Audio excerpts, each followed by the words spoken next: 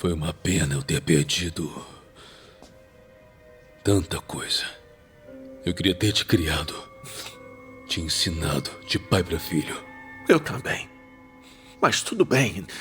Não estamos mais sozinhos. Temos um ao outro. Ai. Se eu tivesse te criado, eu teria tornado você melhor. Que é isso, meu filho? Calma. Ai. Não esse pateta fraco e chorão. Carente de atenção. Esse é meu patrão. Tarde demais pra consertar isso. Fraco? Eu sou você.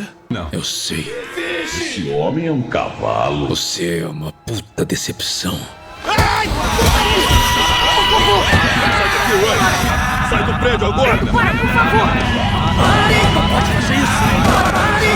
Não pode fazer isso!